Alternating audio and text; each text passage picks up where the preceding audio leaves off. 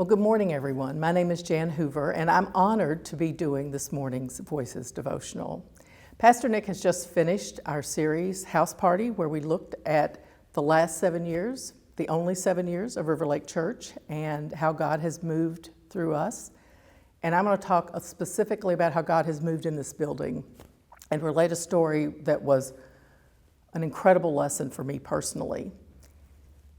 But to do that, I have to go back. I have to go back to Ralphie's and talk a little bit about the fact that it became pretty apparent to Pastor Nick and me about 3-4 years ago that we were outgrowing our space. We were at 3 services, we were filling up, and we knew that we were going to have to move. And so we quietly began to look at buildings.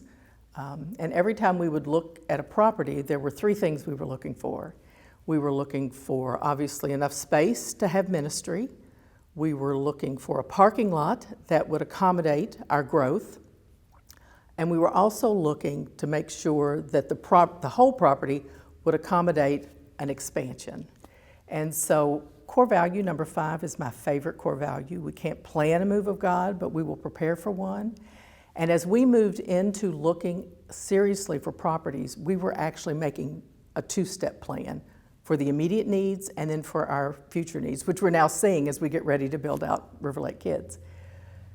So let me fast forward and say we were in I think it was a First Steps class. Pastor Nick needed a ride home after church, and I said, well, there's a property I want you to see. And so we drove by here. Well, it's pretty apparent when you pull in the parking lot that the parking was not going to be a problem. Sign said 10,000 square feet. That was spacious compared to what we were doing, and it looked like we'd be able to build out. And he actually called the realtor while we were in the parking lot. And things progressed. Honestly, God showed up in so many different ways.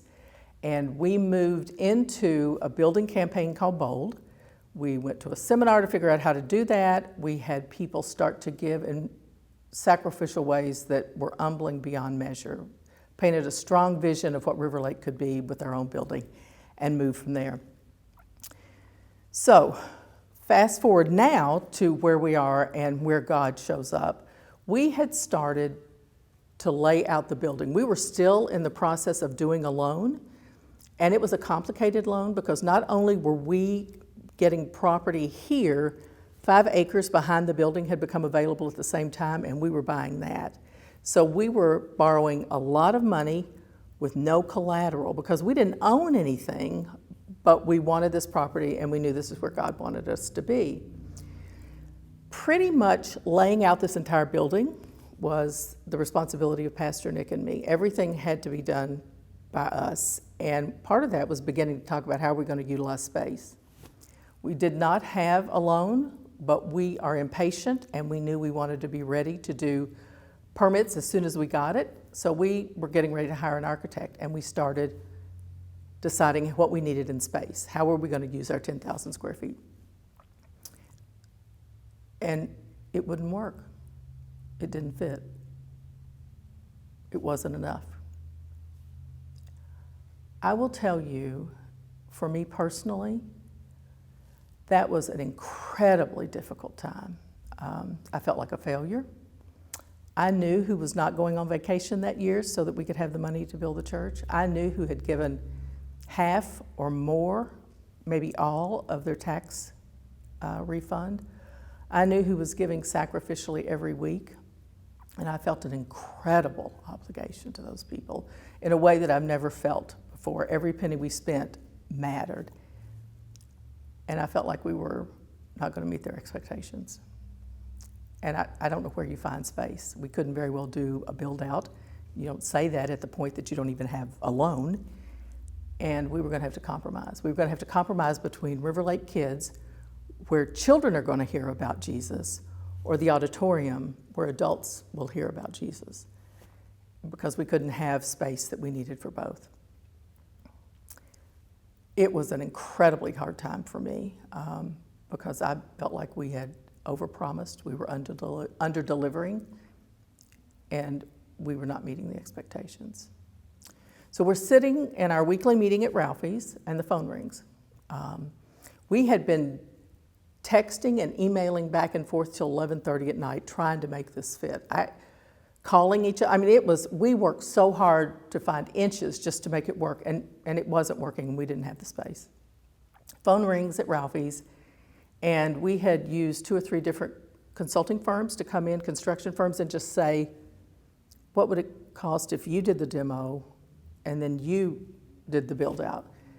And the construction engineer said, are you sure that building is 10,000 square feet? That is not what I needed, and that is not what I wanted to hear. And we always had the schematic with us. Pastor Nick said, yeah, here are the dimensions. It's this much wide, this long. You can do the math. It's 10,000 square feet. And he said, well, I've just been out there. I don't think that's right. Well, that ends any meeting we're having. We borrow a tape measure. We didn't even own a tape measure. We borrow one from Ralphie's, and we head right out to the building to do our own measurements. It's raining. Grass hasn't been mowed in months. It is a sloggy mess, and we measure the perimeter of this building, and he was right. It wasn't 10,000 square feet. It was 12. It was a 12,000 square foot building is what we were buying. This is the God-sized miracle. I'm sitting in our RiverLake Kids auditorium. This was built on as a paint room. After the owner bought it, they had not updated the specs. God had taken care of us. And it reminds me of a scripture in Isaiah. It's Isaiah 65:24, and I won't get this quite right, but I'll paraphrase. Before they call for me, I will answer. While they are still speaking, I will hear. Before they call on me, I will answer. And that's exactly what God had done. He had answered a prayer we had not prayed. And I don't know where that finds you, but I know in my life there have been times when I have felt like a failure, when I felt constricted, when I believed I was letting people down, when I was praying, but I wasn't praying boldly enough, or God had already answered my prayer. He just hadn't revealed it to me. He revealed an answered prayer to us on a rainy Tuesday or Wednesday about 2 o'clock in the afternoon. And my belief is that God has already answered some of your prayers as well. He just hasn't revealed them to you. And I would just encourage you to continue to pray through whatever it is and to know that He is sovereign, He is faithful, He is there, and He is a God that does answer our prayers. And He hears us before we speak in many cases, and certainly as we speak.